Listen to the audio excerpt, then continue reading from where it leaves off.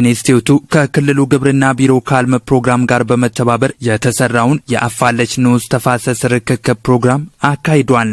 በርክክብ ስነ ስርዓቱ ላይ የተገኙት አርሶ አደር ጌታሁን በዛብህ፣ ተስፋዬ አበበና ሌሎቹ በማህበር ተደራጅተው በአፈርና ውሃ ጥበቃ ስራ ከተሰማሩ ወዲህ በምርትና ምርታማነታቸው ላይ ከፍተኛ መሻሻል መታየቱን ተናግረዋል። ሲሸረሸር የነበረው አፈር አሁን በጥሩ ሁኔታ ወደ ልማት ተቀይሮ ብዙ እህሎችን ሲያደርስም ብዙ ቁም ነገር ላይ አፈሩ ተደግፎ እንዳለ ነው አሁን የሚያውቀው። አሁን ከዛ ወዲህ እንግዲህ ያሉት በዚህ ልማት በ3 አመታት ውስጥ ለ30 አመታት ተለፍቶ የማይሆኑ በ3 አመታት ውስጥ ብዙ ለውጥ እንዳሉ ነው እኔ የተረዳሁት። ግንዛቤ በሰጡን ልክ ለራሳችን ተጠቅመን አሁን ባየነው ልክ ያመጡበትና ማሳቸውን የሚይዙበትን ከማስተማር ምንም የማንገደብ መሆናችንን ለአካባቢ ማህበረሰብ አስተምራለሁ። ከዚህ ቀደም አካባቢው ተዳፋች በመሆኑ ከምርታማነት ችግር ባለፈም አፈር ያለ አግባብ በጎርፍ ይሸረሸር እንደነበር አንስተው አሁን የክልሉ ግብርና ምርምር ኢንስቲትዩት እያደረገ ባለው ድጋፍ ውጤታማ የሆኑ መምጣታቸውንም ጠቁመዋል። በክልሉ ግብርና ምርምር ኢንስቲትዩት የተፈጥሮ ሀብት ዘርፍ ዳይሬክተር አቶ አስራት አለማየሁ ተቋሙ የምርምር ስራዎችን በማስፋት የአርሶ አደሩን ተጠቃሚነት ለማሳደግ እየሰራ መሆኑን ገልጸዋል።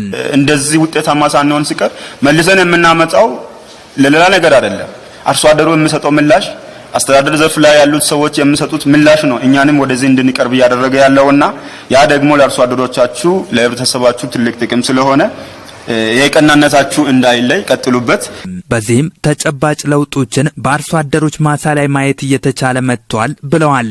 ይህም የአርሶ አደሩን ኑሮ ለማሻሻል ከፍተኛ ሚና እንዳለው ተናግረው በሺሾንዴ ወረዳ አፋለች ንዑስ ተፋሰስ የተሰራው ተግባርም የዚሁ አካል እንደሆነ ገልጸዋል። ምርምሩ በካል በጀት ድጋፍ የሚያሰራውን ስራ አርሶ አደር ለእናንተ አሳልፎ ሰጥቷል። ግን ሌሎች የምርምር ተግባራቱን ይቀጥላል። ዛሬ ቡና ጀምሯል። ዘር እናቀርባለን የምትሉት ከዚህም በኋላ ዘር በምርምር የተረጋገጠ ዘር ነው ለገበያ መሽጠት የምትችሉት። ህብረት ስራ መረጃ ለእናንተ የሚሰጠው በትክክል ዝርያ የተለየውን ነው። ስለዚህ ይህንን እድል መጠቀም ምርምሩ እናንተ ጋር ቀርቦ ሲመጣ ያንን እድል ደግሞ አብሮ የባለሙያውን ዕውቀት የሚመጣውን ግብዓት ተግባር ላይ ማዋል መጠቀም ከናንተ ይጠበቅባቸዋል የሚለውን ለአርሶ አደሮች ሌሎች እንደሰጡትም ማስተያየት ነው የምሰጠው።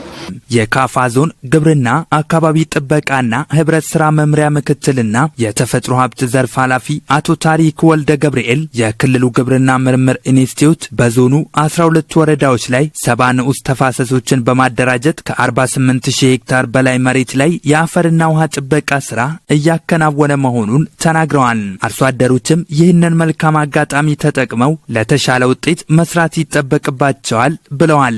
ቡና ዘር በጥራት ተዘጋጅተው ከተከላ እስከ ቡና ለቀማ ድረስ ያለውን ሳይንሱን ጠብቆ ከሄደ ቡና ዘር ይገዛል የሚል ነገር ነው። ሁለተኛ ከሙዝ ችግኝም አንፃር አሁን ወደ ምርምሩና ወደ ዞን ክልል አይደለም ሄደው ወረዳ ላይ ብዙ ፕሮጀክቶች አሉ። ስለዚህ ከእናንተ ለመግዛት ደግሞ ህጋዊ የሆነ መስመር ካለ ከወረዳ የሚበልጥ ችግኝ አይኖርም የሚል ነገር ስለሆነ እኛም ስንፈልግ እንደ ዞን የሚያስፈልገን ነገር ካለ ዘሮችን ለመግዛት እኛ ዝግጁ ስለሆንን እናንተ ከራሳችሁ ያለውን ጠብቁ የሚል ነገር ነው።